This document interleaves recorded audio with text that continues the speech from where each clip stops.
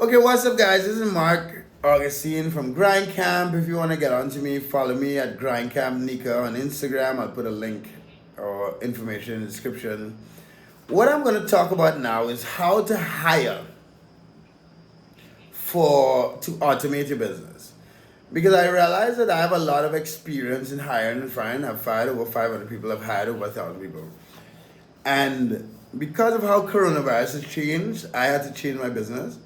And I don't really talk about this. And I noticed that in the last video, one of the previous videos, I mentioned I fired everyone because of theft and stuff, but I didn't go into detail. So that's what this video is about. So like my video, subscribe to my channel. What we'll be talking about is how to hire to automate your online business, mainly dropshipping.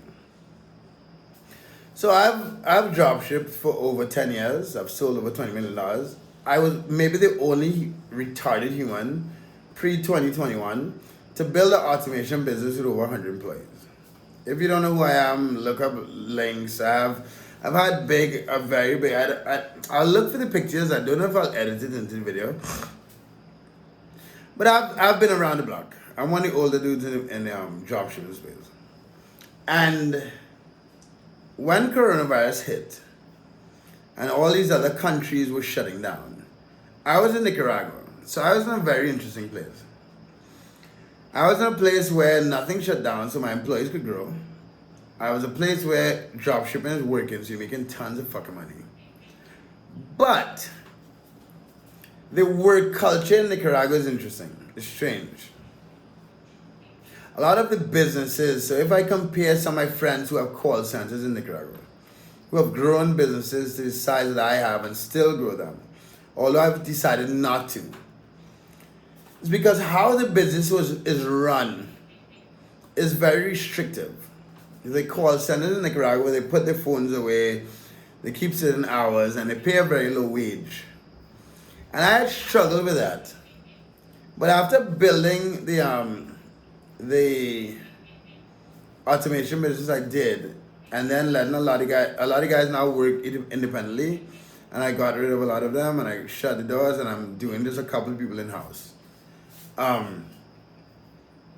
But even when Pete came to Nicaragua, Pete Contreras or whatever, he could barely use a computer. But he had a couple of years in the Philippines where the work ethic and the expectation and the independence was a lot higher. Now, I've been in Nicaragua for 10 years off and on, and I live here full time now. And the education and the preparation in this country, in my opinion, is more structured to a call center type framework. And I don't want to run a fucking call center. Even after coronavirus hit. So we were growing, we were selling a ton of money. And when corona hit and people had to work at home, the quality of work went down. The amount of some of my salespeople started to take sales on their own and sign contracts in my name and collect payment, and then I am held to fulfilling the service. And it was a disaster. And I never came out and explained all the details because I'm an actual entrepreneur and I have to accept the responsibility of the madness. But there's a reason why a lot of first of all, there's a reason why this automation business doesn't really work as well as people like it to work. So Tommy Rodriguez and some of those bigger guys, the one who started it, they kind of pioneered it. Like when I was building software 10 years ago, those guys started automation. Then people like Matt Gambrell and Roughnecks and all these guys got into the space. Vincent, who got sued the other day, got into the space. And they didn't realize well, I guess they did, because a lot of automation guys, they charge a lot of money and then they run paid ads to push the negative down. I don't. I was building a big business, we made some money, accounts blew up, and we stopped the business. You can't keep everyone happy, that's just a sad reality of running a business. But I didn't go into detail about the challenges that came up running it where everyone here was remote. Because in the office, there's someone looking over the shoulder and all this stuff. We jumped to work from home so quickly. I really didn't put the I think my company was too big, and I did not. There are software solutions where you could better track the actions of the employees, and I didn't put those in place. And then because I didn't put those in place, a lot of people just went on their own and did what they want, and it just became a disaster. And I made enough money to like slow down. So that's where I'm now. I'm doing the automation thing at a lower level. Um, but I think a lot of you guys out there need to understand what this automation business is about. You have to build a real business. You actually have to do good product research. You can't just have random people on the other side of the world who know nothing about dropshipping, and the person running the business never sold a lot, actually make money. And I've been building software and dropshipping for 10 years. Now, I honestly pride myself as the best dropshipper on YouTube. I did one product research video.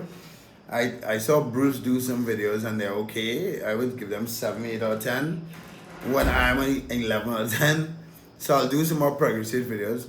But yeah, that was just a little rant of mine. I wanted to kind of go through two things. So hiring for your remote business, I would say use Upwork or use any of those Philippine websites, because culturally in the Philippines they're used to this virtual assistant thing, and then these websites give you framework for the quality of these workers, because that's what they're employees. Now the challenges come in both with hiring and the automation at scale when you're dealing with millions of dollars of sales and a ton of people's credit card and taking payments and contracts and those stuff.